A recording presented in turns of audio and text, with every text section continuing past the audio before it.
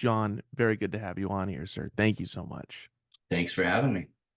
I've seen you in a lot of different projects, playing a lot of different instruments, but I wanted to jump off here by asking you, what was the first instrument you initially picked up?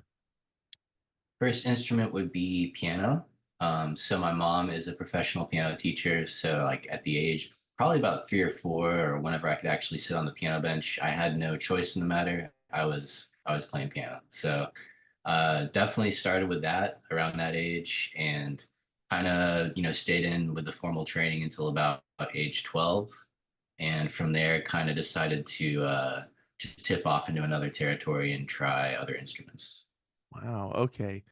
So, uh, do you think that you would have had a liking for music, whether your mother got you into playing early on or not? Do you think that that was just something that you would have just naturally been attracted to? I want to say that I would, but I mean, it's undeniably, it was an amazing blessing and benefit to have a very musical family. So my dad also he's a musician himself, does engineering, has played for many years. So between mom and dad, I don't know that there was an option to not be, not that it was ever forced, but it was just always around, So, um, but yeah, no, I feel like, the piano being the first instrument and being asked and kind of pushed, with a little bit of eagerness to do it was something that was kind of inescapable. So kind of hard to tell. Yeah, I feel like music would still be really important, but maybe not in the same way. Yeah, yeah. It's a good answer, Jon. I like that. Yeah. It's very insightful. Oh, there you go. I'm trying. Did you feel like it was natural for you? And it kind of getting the piano lessons going early on. Did you feel like that was a natural kind of fit for you, or did it take some time to get your bearings around it? I feel like it was pretty natural. Just, hearing memories from my parents about being like child and being around them while they were playing or composing. They always said that I had like a keen ear or an interest into it. Dad even said, when he's jamming with his friends, I'd be like right beside the kick drum with the earmuffs on. So, I was always, whether I knew it or not, was tuned into it, it seemed. So, yeah, I feel like there's always kind of been this underlying interest and just kind of want, and probably curiosity more than anything. Do you feel like looking back on it now, your parents share that same ear for music?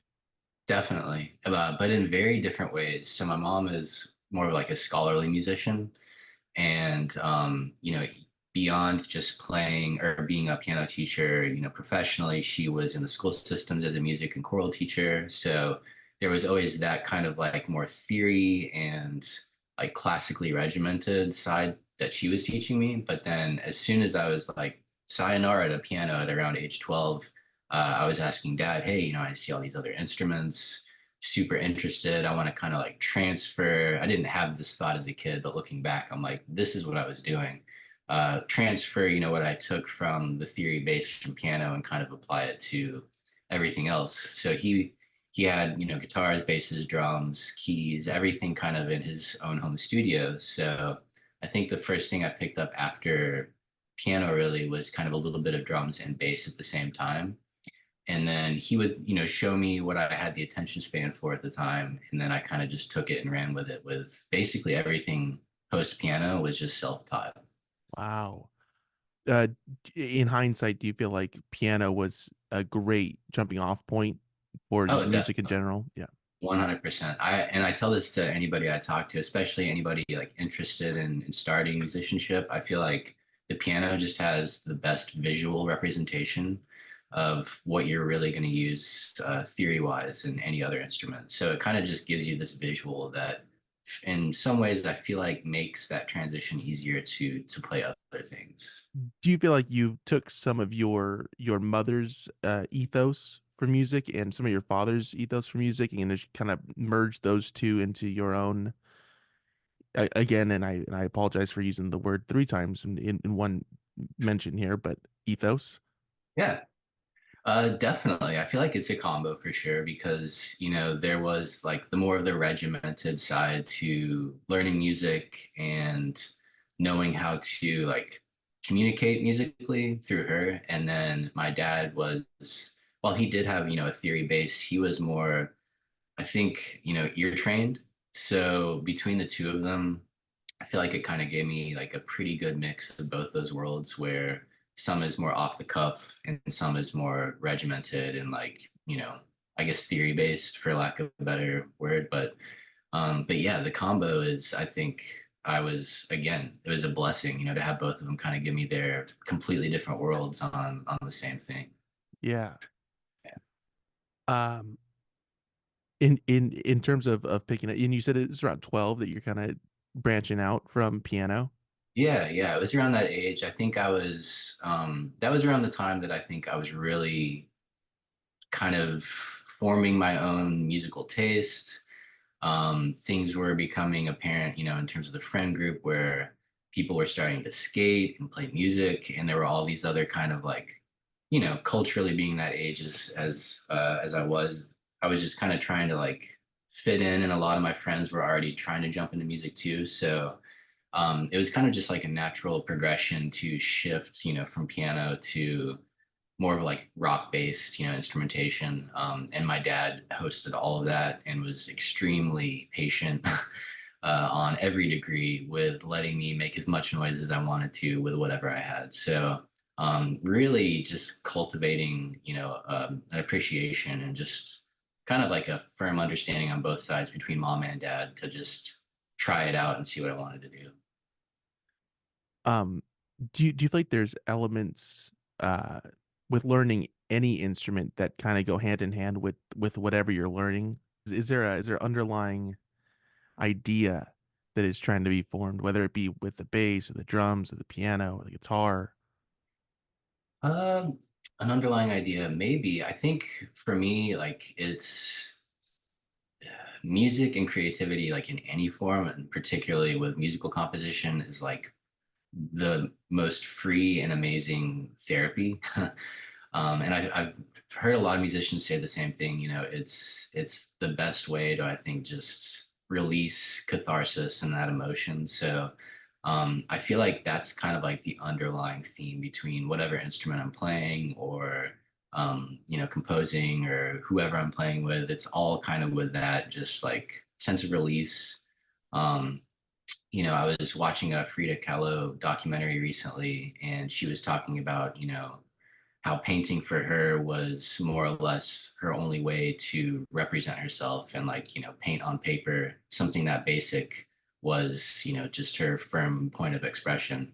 And I think that, it resonates, if you feel like you have that craft or that calling, I feel like it just like comes out of you whether or not you want it to or not. So And you've recently taken up painting as well, right? You oh said yes, you, of yeah, you're course. you're Yes. done with music for the most part. This is the end. This was actually my statement, for everybody to know. And I'm glad that we could do it here. It seems like the rightful place. This is my exit. So definitely. Apologies if this is your first time hearing about it. And I mean, John, I know that I can speak for everybody else. We wish you the best of luck. Right, right. Well, Um, we'll see how it's going. The paintings aren't great so far, but in due time, yeah, you're gonna find your way of moving around it. Yeah. Yeah, yeah. Um, do you actively adjust to each instrument that you're playing? Do you kind of get into a maybe a different mindset perhaps or approach it differently than I mean approaching drums differently than playing the bass or guitar or piano, whatever it may be? Definitely. I feel like, I mean, some of it is just familiarity with me. Like, I feel like I have a little bit of understanding of a lot of instruments, and which has served me well. I've been able to jump around and have been granted the opportunity to jump in with multiple bands, playing different roles, which has been a lot of fun. But yeah, depending on what I'm playing, it definitely changes my approach for sure. But I'd say like the comfortability behind each is kind of what guides it the most. I would say more than anything, drums come the most natural to me. Um, but everything else I still have like the basis for how I do things or how I play, but I think it just seems like the one that is almost like the least, this sounds like maybe neglectful, but like the least thought put into it, if that makes sense. There's more of the flow state maybe with that one compared to the other instruments, um, but yeah. So I think yeah, probably just mode of comfortability more than anything. Mode of Comfortability, also a great album name. Oh yes, yeah. I mean Please. that'll be the first painting actually. Oh So. yeah. I mean, you got to title it something, right? Right. In terms of early inspirations for you when you started kind of getting more into rock and roll, like you said, what were some early bands that kind of caught your ear and had an influence in the way that you were approaching these new instruments? That's a good question. Thank you, John. I appreciate it. I feel like a lot of it was formed by what my parents kind of brought me up listening to, which was extremely eclectic. I remember being pretty young, listening to like Roy Orbison and then like the Rhythm Devils, and then a lot of classical pieces, that my mom would put on. So like there was this kind of gambit of really whatever was thrown on the record player that day, that definitely helped form like how I saw music. And then whenever I was kind of breaking away from piano and becoming a rocker, and becoming all rebellious and stuff, I was definitely listening to like a lot of rock and shared like friend-based musical tastes at the time. So at age 12 and early teenage years, probably like getting out of the new metal phase and starting to like maybe venture into weird music, which was probably how it was viewed by my friends at the time. But I had a couple of friends in particular that were always kind of like, reading the online blogs and doing all the research, when in the days of like looking up Pitchfork and Stereo Gum and all of that. Uh, and kind of like introducing me to a lot of bands that were kind of doing something different, but still had that rock sensibility. So I remember really being into like, particularly in like seventh and eighth grade, really getting into like At the Drive-In and Cursive and all these, kind of angsty, heavier rock based bands, but were like kind of against the grain compared to what I would be used to, like listening to the radio or really just anything that I had heard of before. But I remember those particularly like Relationship of Command by At the Drive-In. Like I think when I listened to that one really clicked for me and like, oh, music can be made this way. And then, hearing the Mars Volta shortly after that, and it's like, oh, I had absolutely no idea, So kind of just opening up that world while at the same time having my dad and his record collection to sift through and be like, here's what I'm listening to, Dad, and he'd be like, oh, well, this is drawing from this. And then he'd show me like a Yes album or Uriah Heep, and all these precursors to a lot of the stuff that I was listening to then. So it was kind of a good backboard to have to be like, oh, this is probably where the genesis of these things came from, or at least a major influence. So yeah, like listening to a lot of what my friends were throwing my way, and then like a lot of the classic rock that my dad had that was, definitely relative to whatever that was too. Did your dad enjoy the music that you were showing him? Did he I think so. I think maybe? I want to believe he did. It's interesting though. Like I feel like my dad, as a musician, loves and appreciates music, but I never have known him to be one to like, particularly the older I got, to just like sit around and listen to music in the way that he had. And I don't know if that was, because he was busy with other things or if maybe his sensibility with that changed. But um, so I was always kind of curious, like, what's he gonna think when I show him this? But I remember in particular showing him Radiohead, and I was so excited because he's always been a big Floyd fan. So I was like, if I were to compare, a more contemporary Floyd, this is the person that I could, or the band that I could point to. And showing him that and him like drawing those correlations, and I could see like the light bulb going off, and I was like, oh, okay, hell yeah, dad gets it. Um, and yeah, I mean, I feel like he was probably just excited that I was excited about it. But also, I know for a fact he dug some of the stuff that I showed him too. But he Whether or won't. not he would deny it now or not. Yeah, I was gonna say he won't publicly come out with that, but Right, right. yeah, We won't hold him to it. there's a dossier that is exposing this, but it's still Right. under seal. Exactly. Yeah. The jury's not out. Yeah, yeah, and you're gonna come back on when that is finally released with him, Exactly. and we'll Right. be discussing that in a public forum. Yeah. Absolutely. Absolutely. In terms of what your father really dug, was that did your mother share that same music sense as well, with more rock? oriented bands? Yeah, she has an extremely eclectic taste. And I think, they both show me a lot of the artists that, I came to love growing up. I feel like there's something to be said, and I mean, I've noted this in her and like a lot of friends that went through academia for music, where sometimes I think it can lock you in like a classical mindset or whatever, particular school of music that you're training or what it might be. And sometimes that can be to a fault, I feel like. And other times I think it just allows you to maybe like extrapolate on where these things came from and then where they're at now. I feel like dad is definitely more of the rocker, so to speak. But my mom definitely appreciates it. She took me to so many concerts, even more so than my dad growing up. Wide range of concerts, and a lot of rock sprinkled in there. So I feel like there's probably more of it based in what my dad showed me and taught me, but my mom definitely held like an appreciation for it. Right on. Yeah. Do you feel like it's going back to that idea of coming from a more classical, scholarly uh, jumping off point?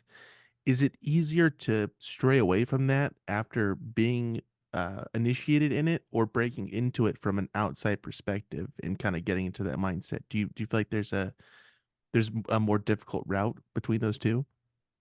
I think there's benefits to both. And again, I think that's kind of why like I had the beauty of both worlds kind of thing. And I've been so far removed from like the academic side of it and then like stringently taking lessons and practicing and being a musician in that respect since like age 12 or so. So I feel like all I've really known since I've started taking music as a hobby and then started actually taking it seriously, that it's probably more so like the latter of it being more of an ear-based, pattern recognition, a lot of theory baked underneath, but definitely came from like the side that I think my dad instilled more so, just because it was relative to the type of music that I was playing.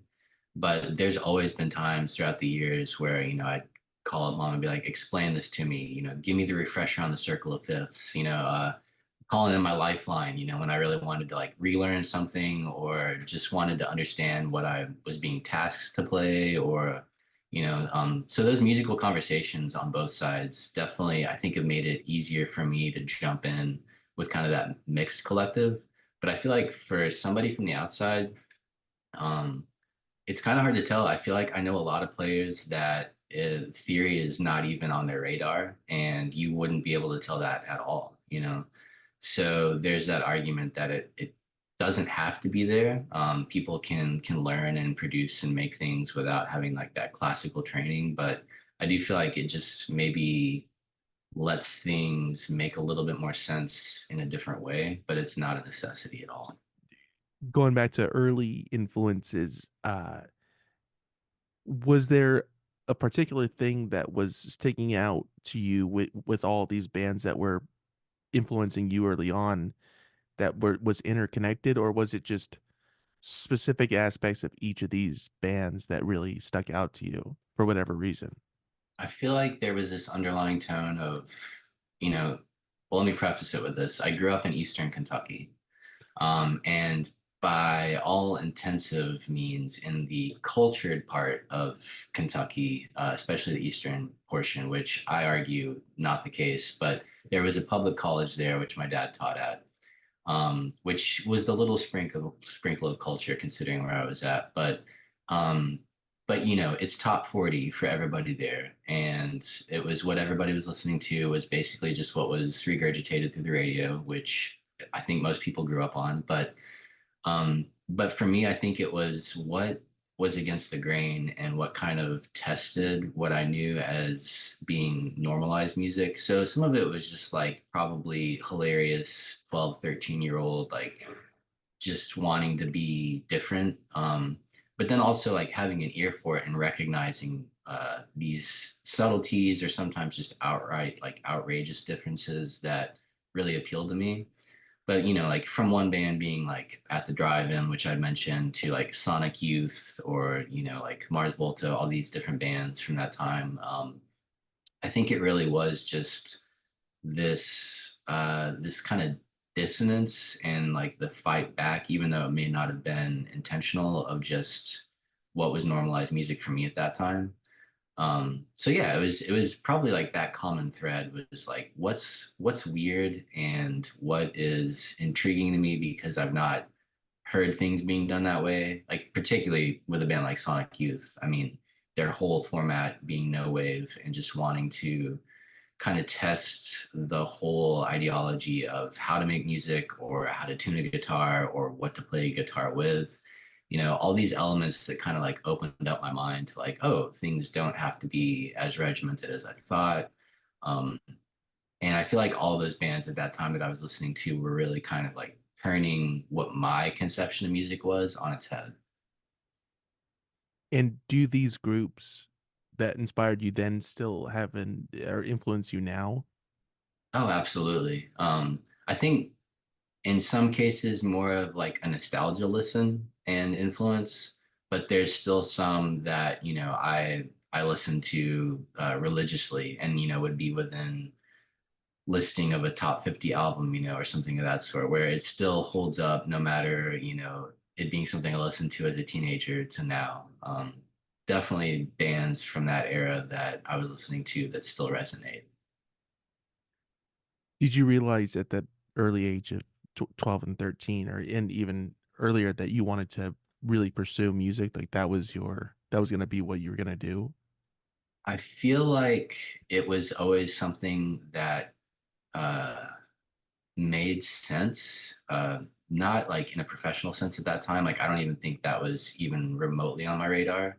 But in terms of, how I spend my time and what seems most natural, and especially as like kind of like what I was talking about, like that release and that catharsis that you get, from creativity, like it all was really well dialed in and recognized around that age of like, oh, I can make sounds and I can do this with my friends. And, it holds this just, I don't know, like really not grateful for anything more than that at that time. It was either skating or making music. So it was really simple, but it was also like really new and exciting. And it really brought me in a way that I hadn't really had anything else pull me in before. Besides the painting now, Oh, right, right, that's yeah. right, exactly. Music's over. Yeah, music is over. Sorry to break it to everybody. Music's over.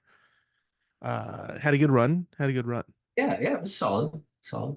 Some of them, some You know, aspect, not so much. But not so. but every painting's great, and Oh, everybody loves every painting that's ever been painted. exactly, right. Everybody will understand without question. Music's subjective, paintings are not. So Right, it's pretty cut right. and dry. It's absolutely. Was there a music scene happening when you were coming of age, kind of playing with other people and whatnot? Was there something that was occurring already by the time that you got into it? In Eastern Kentucky, not really with what I was interested in. There were a couple bands that I was, part of and 13, 14 years old that um we didn't really have an outlet to play. So it'd be like we'd find a local coffee shop and then go there for an open mic, or whatever it might be, and then just freak everyone out. So there was a lot of that, growing up in Eastern Kentucky. I think the more, and this is still the case, I think, at least for the small town that I grew up in, there's this tradition of bluegrass and old time music and country, and which, I have a great appreciation for and played a lot of too, in like my college years. So I get it, but it still wasn't my, the music that I was really drawn to, and there weren't really any venues, proper venues at any point. So it was a lot of house shows, DIY stuff, hosting our own in our practice space, things like that growing up where we couldn't find it, so we just made it ourselves. And there's a link between Sonic Youth and bluegrass music. Oh, definitely. It's very apparent. It's very upfront. Yeah, yeah. Yeah. Thurston is a ripper on the banjo, without question. Yes, yes. First thing I think of when I think of Sonic Youth, I think, Right. yep, deep roots within bluegrass, just country music in general. Yeah. 100%. Yeah, the clawhammer technique, I'm pretty sure he came up with that. So we've got a lot to to give to that guy in particular. Yes, absolutely. A pioneer, a Yes, pioneer, yes. moving it into a new generation for folks to enjoy. Right, right. It never really existed until Sonic Youth, actually. Most Yeah, people don't know that.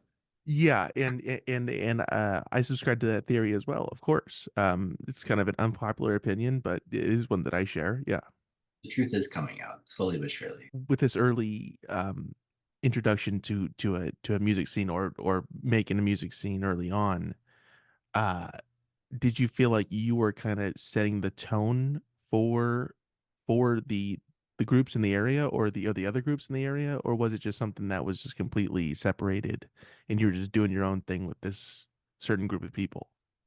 Definitely within the context of the town that I was in, we were kind of spearheading something that people had absolutely no interest in, or at least didn't know that they might have an interest in. And I don't know that we were a good preview of what that world could be, but we were definitely trying to make something that wasn't happening there. And you go 60 miles, west from where I was at, and you're in, Lexington, Kentucky, and then another 60 you're in Louisville, Kentucky. So these bigger cities by Kentucky standards that already had flourishing music scenes. And when I became the age to where I could, travel and go and play shows in those cities, it became apparent like, oh, there are actual scenes, there are people doing things that are relative to what we're doing. It just wasn't in the small town vibe that we were living in, really. And were you just with one group at that point? So probably the first group that I really was taking seriously, like recording, writing, playing, was this group called Rhododendron. And it was very much just Sonic Youth at the Drive-In, Modest Mouse, Broken Social Scene, all these groups that we were just, drowning in, just worship of all that. So we definitely were like trying to get that vibe going, but again, it didn't really see much light of day until we kind of ventured outside of the town we were in. And was there a warmer reception once you got further east that there was Yeah, some validation to what you were doing?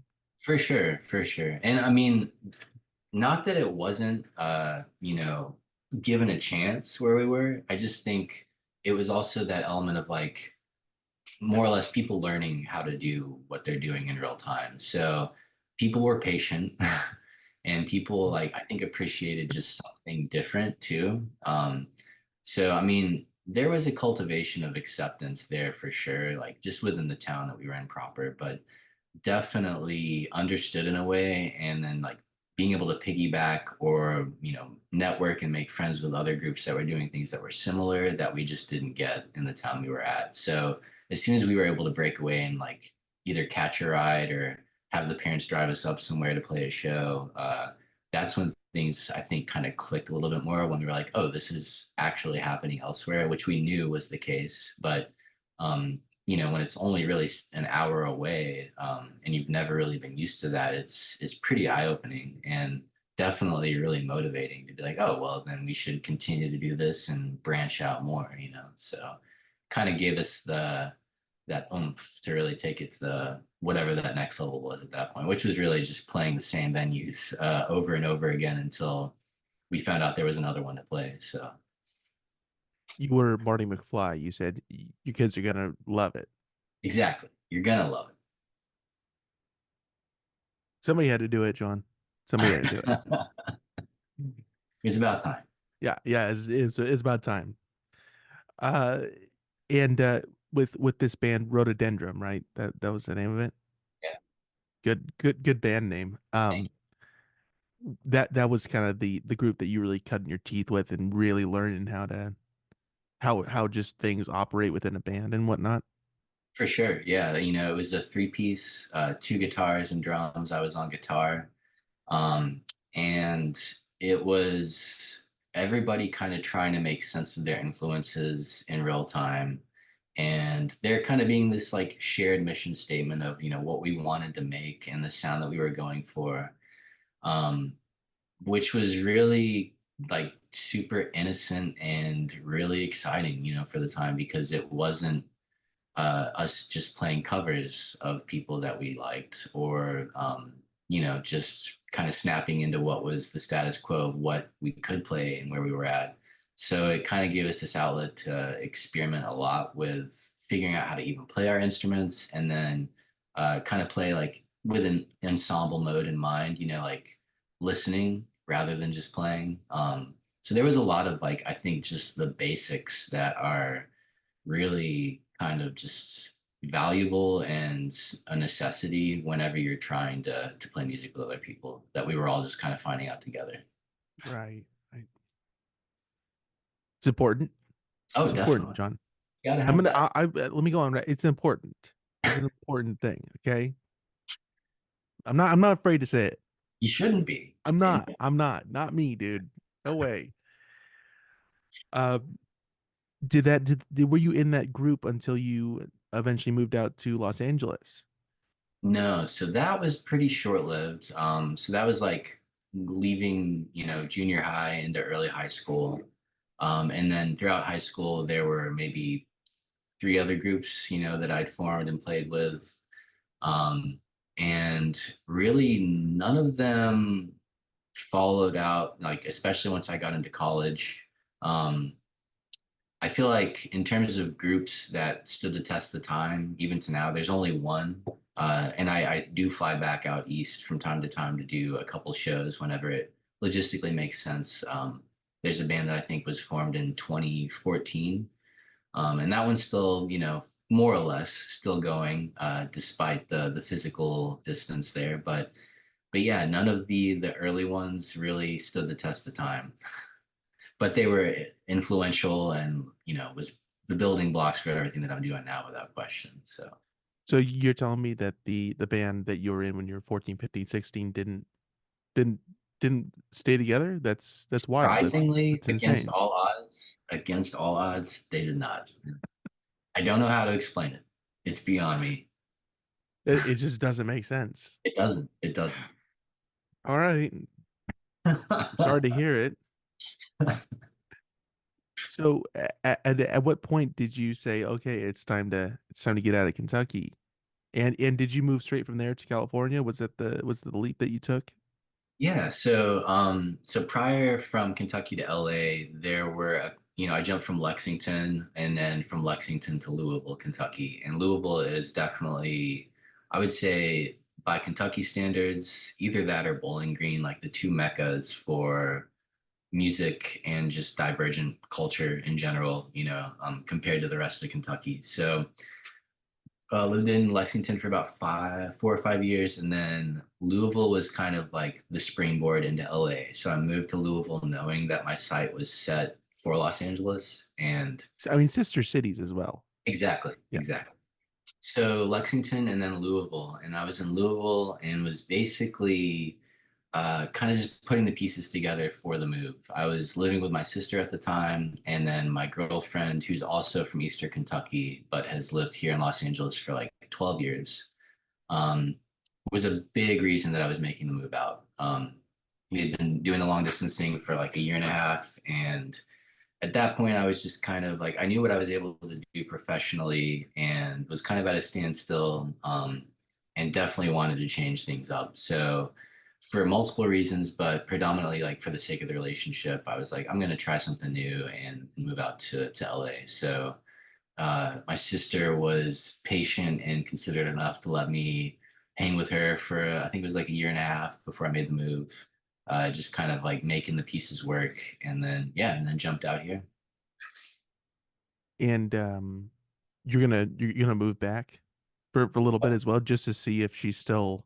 Right. I'm gonna have to test whether or not she's still, the true sister that I thought she was. So the test will be in the works very soon. And she needs to live up to the demand. I mean, that's all there is to it. There's a document in place as well Right. The for document, that. all the papers are in place. Legally, she must accept my my residence again. It has to happen. So it's either you stay there or it's prison. Like that's kind of these are These your are the two options. options. Right. It's her decision to make. Again, entirely your decision. Right. It's fine, but just know that But these are the two. Yeah. it's not looking good otherwise. Either way, you're gonna come visit, whether it Right. be at the house or it be in prison, Right. because you're a Yeah, good brother. Yeah, exactly. Exactly. I deserve at least that. and you follow the law, and yeah. So, Yeah, and hopefully she does as well. she does. See, what kind of time frame are we talking about? That you finally made the move over to the West Coast. So, funnily enough, it was like 3 months before the pandemic hit. So, Great time to be moving amazing, in. amazing time. So yeah, it was a little weird. I got here, and then like 3 months later, things were starting to shut down. So in a way, I feel like it gave me an ease into Los Angeles that might have been helpful in some regards, but definitely like from what I had known, because comparatively it was insane to be here. So I think it kind of lessened that initial blow, which was probably good to not just scare me, to the point of moving back. But at the same time, I feel like I'm still like I've been here 5 years now. Like there's still acclimation, and just kind of like feeling what LA actually is and what it has to offer, which has been extremely fruitful and great. And I've learned to absolutely love Los Angeles. But yeah, it was a weird time to move here for sure. It was kind of a whirlwind when the world kind of fell back into slight normalcy, which kind of like coincided with me really kind of starting to play music out here with other people, um, which was really good. So Josh from Frankie Shout hit out me to up. Josh. Love you, Good, Josh. good boy, Josh. Good boy, Josh. You're the Uh, spaghetti champion 2004. Come on. oh yes, Yeah. yes, yeah. Lest we forget. But yeah, he hit me up like within that first like year and a half that I was here, and we got together and just started jamming. And yeah, that really just kind of like opened up that world of playing with people out here more than I had been, which was little to none, especially during that time.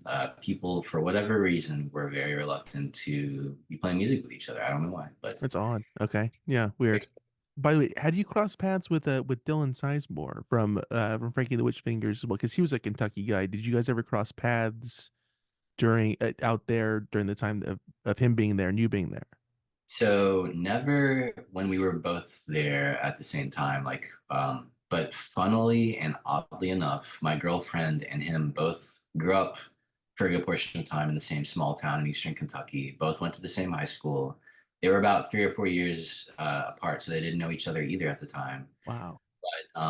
Funny story, whenever my band that I mentioned that I still kind of fly back to every now and then back in Kentucky and play with, we were opening up for Frankie and the Witch Fingers in probably 2018 or 2019 when they were coming through Kentucky, and was chatting with Dylan. And, I think earlier on in the night, they had mentioned, oh, it's so good for Dylan to be back home. And I was like, what is this? So, uh, definitely quizzed him on what that meant and found out all these little inner workings. And then at the same time, I guess their shared art teacher had come out to that show that we were playing, and she and I got introduced, and she's like, do you happen to know Jenny Baumert, who's my girlfriend? And I was like, I absolutely do. She's my girlfriend. I kind of So we yeah, I mean, yeah, we've crossed paths before. we've known each other. But yeah, so that was really weird, small world kind of circumstance, and still something that we all trip out on. Just having been in literally the same small ass town, without any idea that we were. And then another funny thing, Dylan and I both worked for the same chain of movie theaters in like our younger high school years. So he was in Mount Sterling and I was in Moorhead, Kentucky, and same ownership, same people going between both theaters. I definitely went to that theater and bought a ticket to get into a movie from him before in the past and had no idea who he was. So So yeah, just a really weird kind of small world connection that is still really funny to think about. Oh, that's awesome. Yeah, And please go back and listen to Dylan's interview on here and the Bad Boy Josh's as well. right. Bad boy Yeah, John. fantastic episodes. But going back to your initial moving out here, was your intent to like join a new project or just get another thing going out here? So when I came out, it was all still kind of new and overwhelming to me. So I didn't like, I definitely wanted to play music out here, but I had absolutely no idea who that would be with. And I'm not like stupidly extroverted. So it wasn't like I was doing, the groundwork to go and like network and find people. And honestly, had Josh not reached out to me, I don't know like how much of that I would have done. It's kind of hard to tell in retrospect, but so thank you, Bad Boy Josh, Yeah. for reaching Bad Boy out. Josh coming through. And had you just met him through that one time that they rolled through Kentucky and you were there at that time? I did, and it was crazy Oh, because we played the show together. I think I was one of the only ones that held back after, and we were all just hanging out in. There's this great venue in Lexington called the Burl, and that's where we played. Tried and true, know those guys, known them forever, and they kind of like harbored a practice space for us at that venue for years. So, a lot of gratitude for that place. But they also bunk bands there, so whenever they play a show, they get to stay, which is always what you want in a venue. And very yeah, European instead of exactly. American with that. Exactly. You don't see it often, and when you do, it's just that chef's kiss. So, Yeah. but yeah, so like I was just kicking it with them, and then at that point, I already had a date as to when I was moving to LA. So I was like, "Hey guys, I know you guys live there. It'd be cool to hang out." Just kind of trying to slip in wherever I could. And I guess that stuck with Josh because he, like I said, he hit me up like a year or so after I moved here, and that was all it took. I guess he made that connection and off to the races. So Oh man, that's awesome. yeah, yeah, So Frankie was the first band that you joined when you moved out to California.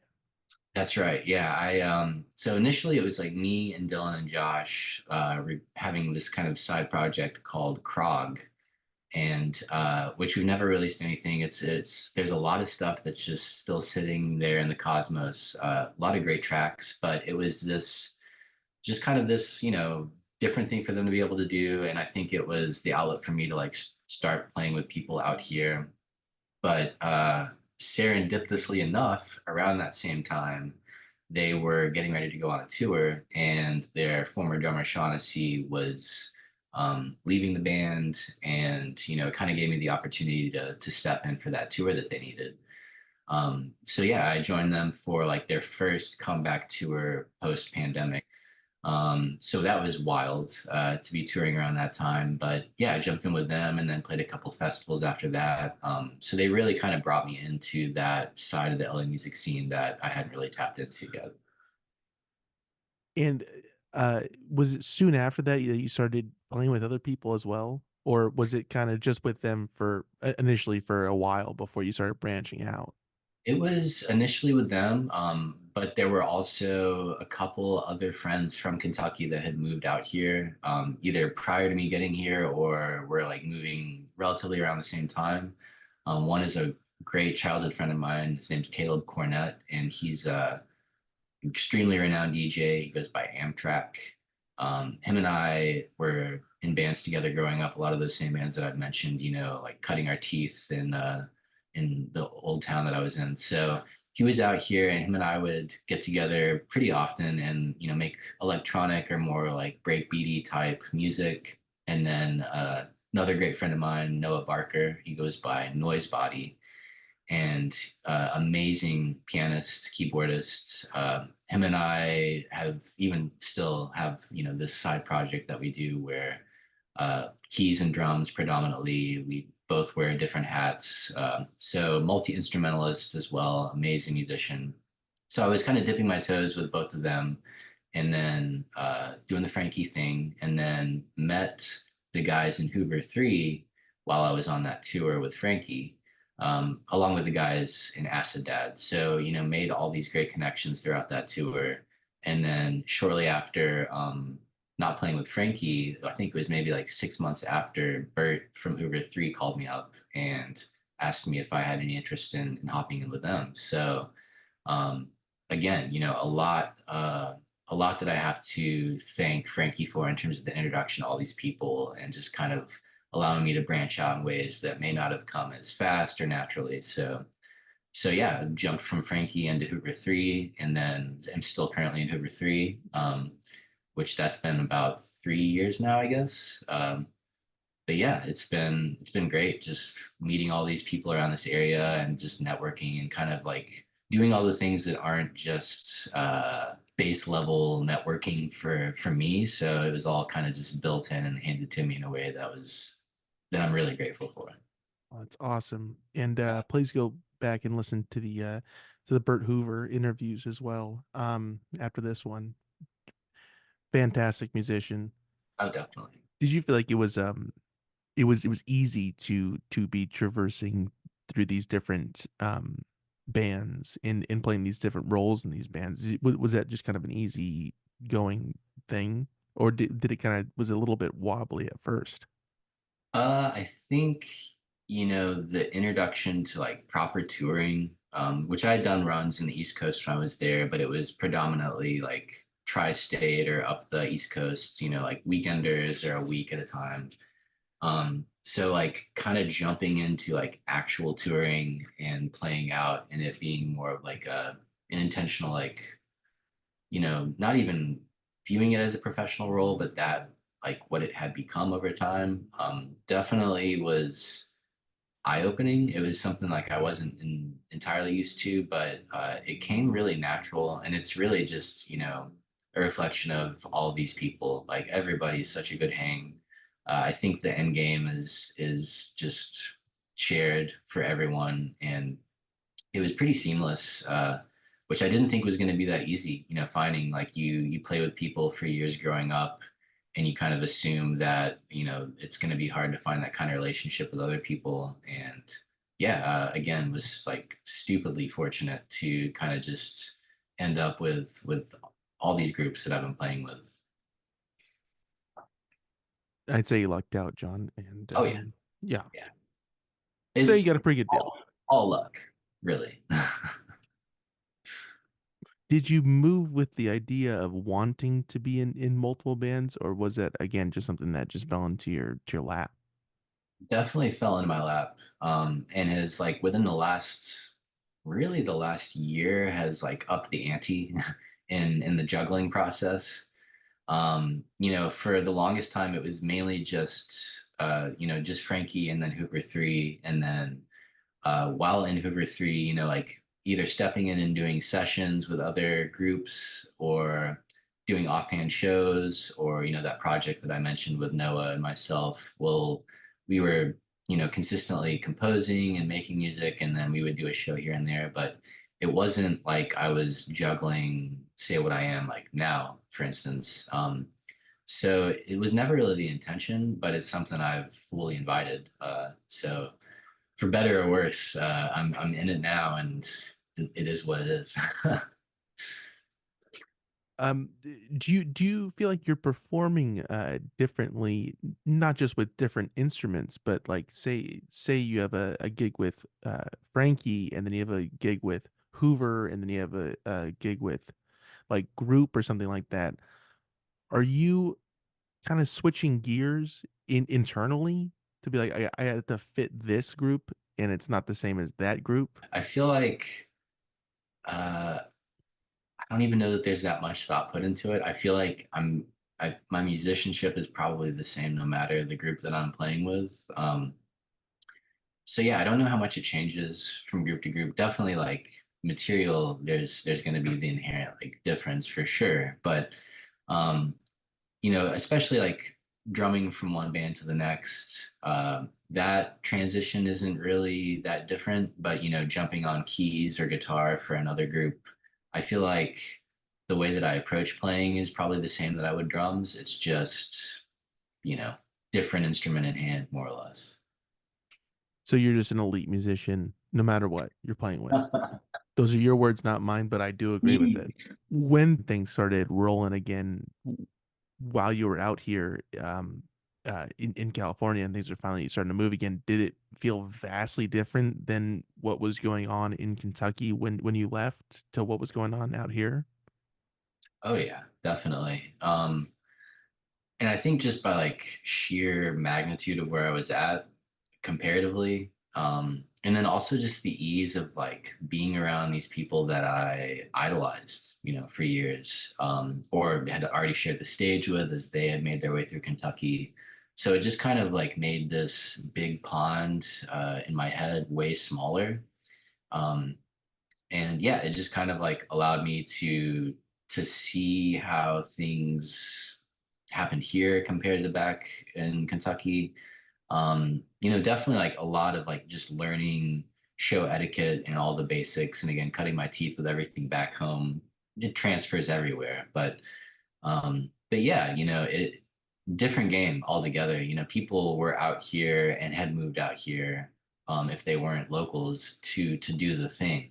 So there was an approach that you really get from people becoming the transplants here that you don't really see too often in Kentucky. So yeah, just kind of being in that world where people were here with intention and reason, and they were just doing the damn thing. And you see that back in Kentucky, but again, like depending on what little section you're in, it's gonna be vastly different in terms of what scene exists, if any scene at all, um, or really just how they approach, doing it really. Right. It's like there's, I mean, with the bigger scenes in Eastern Kentucky, and then it gets smaller and smaller out west, like you said. Mecca cultural like magnitude is only found within the sticks of Eastern Kentucky. Let me be clear about that. I don't know if we can really divulge that secret, but we'll Yeah, check. cool. Yeah, we'll If assess the documents. gotta assess the documents, and if we did spoil something or let the cat out of the bag, we do apologize. Right. John especially because he is more guilty because he is from that area, not me. I will carry that cross. It should That's not be 50-50 on the blame. no, no, no. I'll take at least 75. Okay. Thinking more 90-10, whatever. Has your relationship with music changed within these past couple of years of being out in California? Yeah, definitely. I think just by like sheer magnitude of touring and a lot of the opportunities that I've had to travel, while touring that weren't there. Like I'd never left the States until I started touring with the bands that I've been playing in.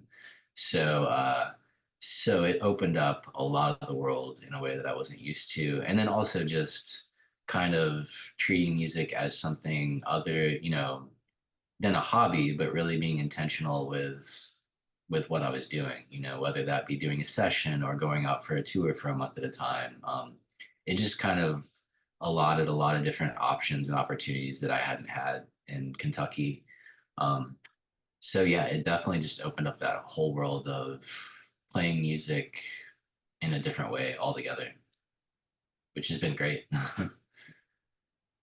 That was my next question. Is it great or not? And I'm glad that it was just a It's great. natural Great. yes. Even if it was fake, you practiced the heck out of it, John. I It's appreciate it. that was the one thing that I was prepared for. Does location overall affect the the way you make music or approach music, do you feel?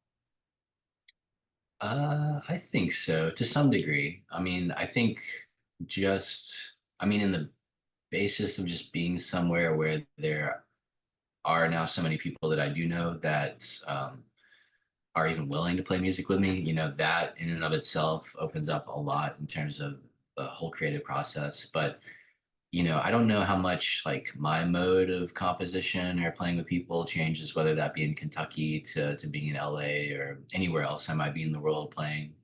Um, but just in terms of like opportunity, I think that's really just the biggest difference in sheer number of being able to play with all these different people, which is great.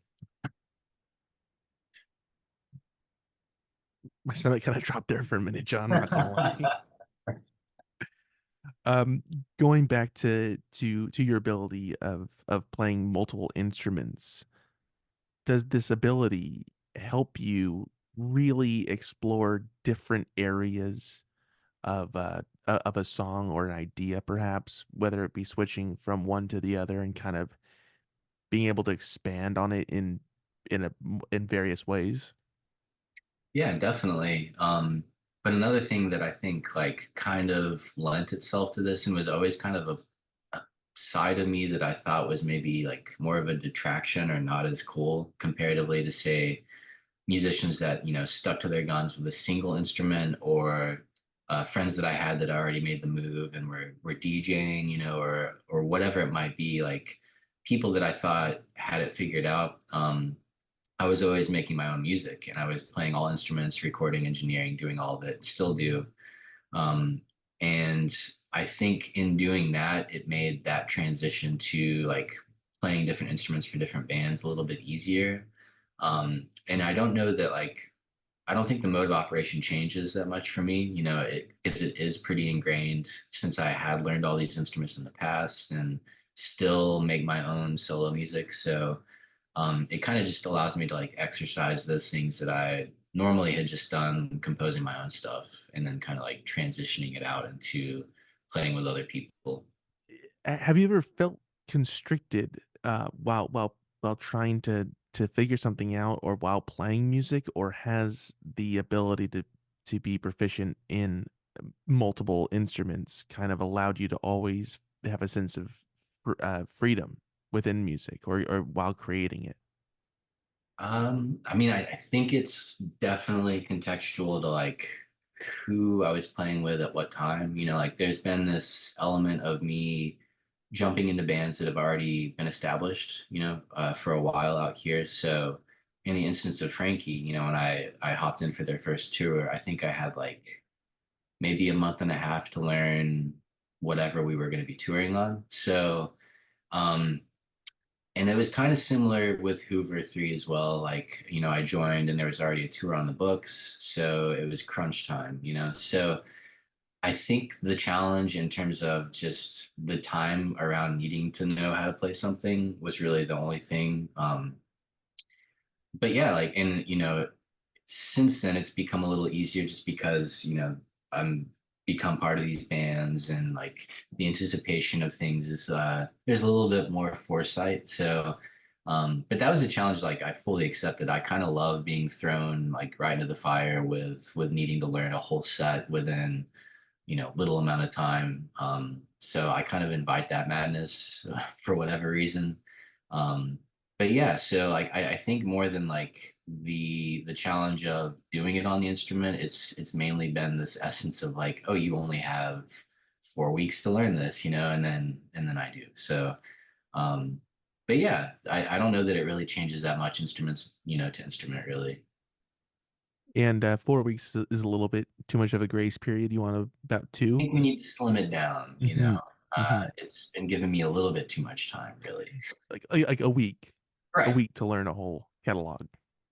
Were you listening to these bands that you would end up playing with just casually, not playing along with it, but while driving or whatever it may be?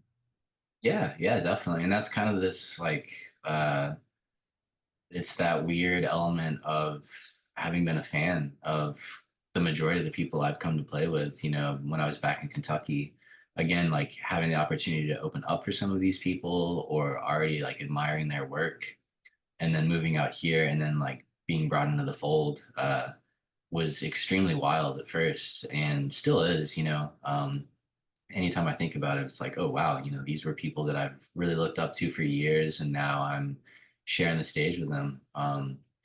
And that's been an amazing opportunity to really just do the thing with people that I've always really looked up to. So it's pretty awesome. So you took the Henry Rollins route of just like being a fan and get up there on stage. Exactly. Yeah, I had to tamper it down. Hmm. Get in the van style, right? Right, Right, right. right. Quit your job at Haagen-Dazs and get moving. Because that is your life essentially. And you are Right, writing your own memoir, which is coming out soon right, right. under Roland's publication. Absolutely, absolutely. Do you feel like you approach music differently now as opposed to when I mean, your earliest relationship with being in a band? I think only like in the context of playing out, and really like that being a duration thing. I think now like having toured, you know, for as much as I have, it's just really like, okay, how am I going to compartmentalize the next month or however long? And just, do that. But in terms of like the creative process and really just like finding that drive to do whatever it is, I don't think that has really changed much, which is really interesting to think about. That's just kind of the common thread, no matter the band or the time of my life. It's that kind of still, I think, rings true no matter when that's happened. Do you work on music every day? I have recently, it definitely changes. So, um, especially within like this last year, there's been, joining up with Frankie again on keys and synth and guitar duties, playing drums in Hooveriii and Groop. Then I started playing with Charles Moothart's band, Charles Moothart and the Fast Band. And then in addition to that, there's a new group that I'm in with Bert and Charlie called Primitive Ring, which has, I think, come together within like the last 3 or 4 months. Already have a couple singles that are going to be coming out, in February. So I think like within this last 6 months chunk in particular, the juggling has been um, amazingly insane, but it has also brought like definitely daily rehearsal or composition. And in relation to all that, I'm also doing like sound design for live theater production. So yeah, like sprinkling myself all around in different ways that I think has made it almost a daily thing within the last 6 months for sure. So you don't sleep then anymore. No sleep, no, absolutely not. Right on. Yeah, no choice in the matter. Even if I could, it's just so much Right. stuff to do anyways. Yeah. Yeah. Do you ever take time to step away from it when it's not this chaotic of a time? Or do you actively go, okay, I'm just gonna let me pump the brakes and kind of take a reset or whatever it may be. Yeah, I think that naturally happens like post tour for me and a lot of the people that I know. It's kind of funny. Like my girlfriend is a big time music lover, always loves to go out to live shows, and there's always this element of me like coming back from being on a tour and then her having, the calendar marked out what do we need to go see, and I'm like, literally the last thing I want to do right now is go watch live music. So there's like that kind of inherent like checkout period, I think that usually happens post tour for a lot of people.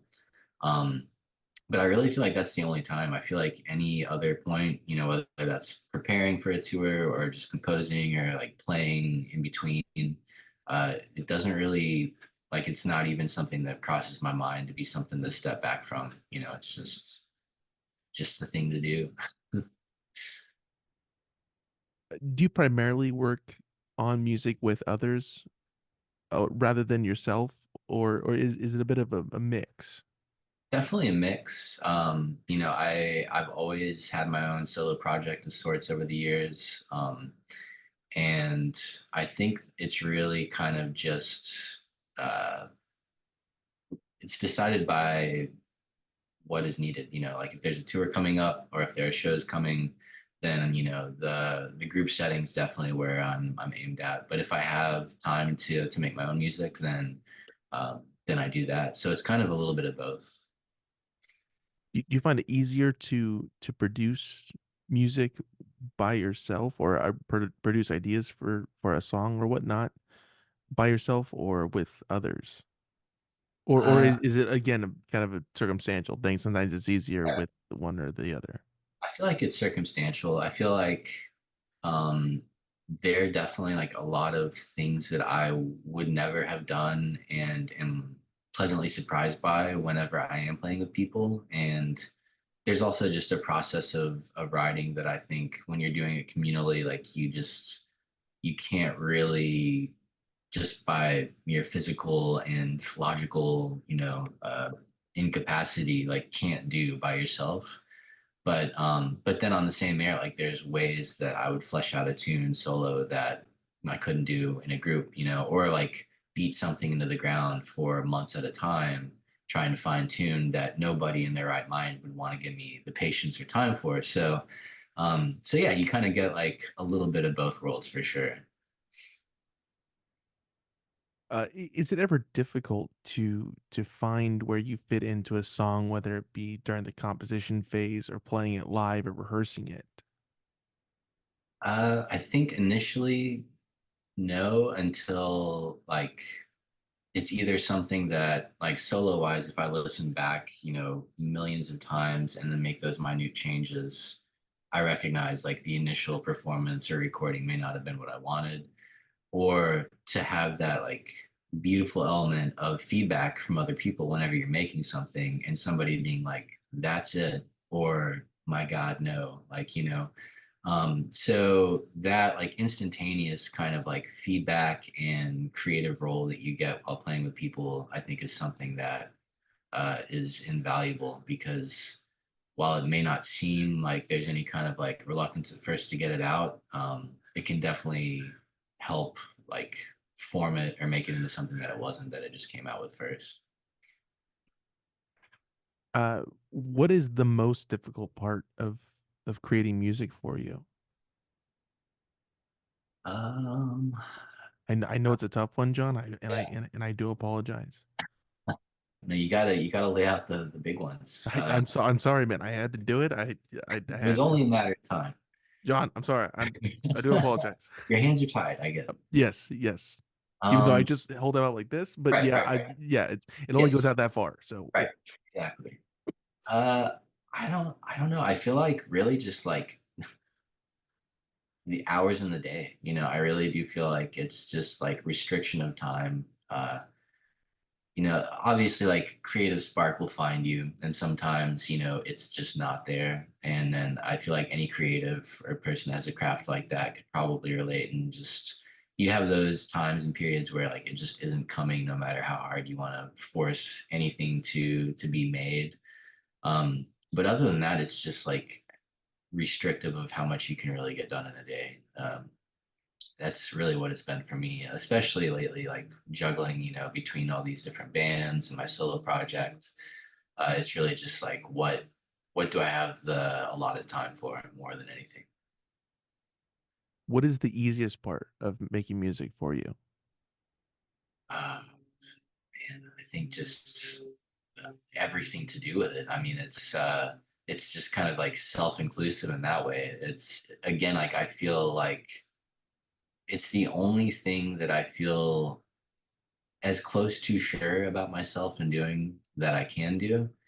So, and even then, like that gets tested, but it just feels so like second nature.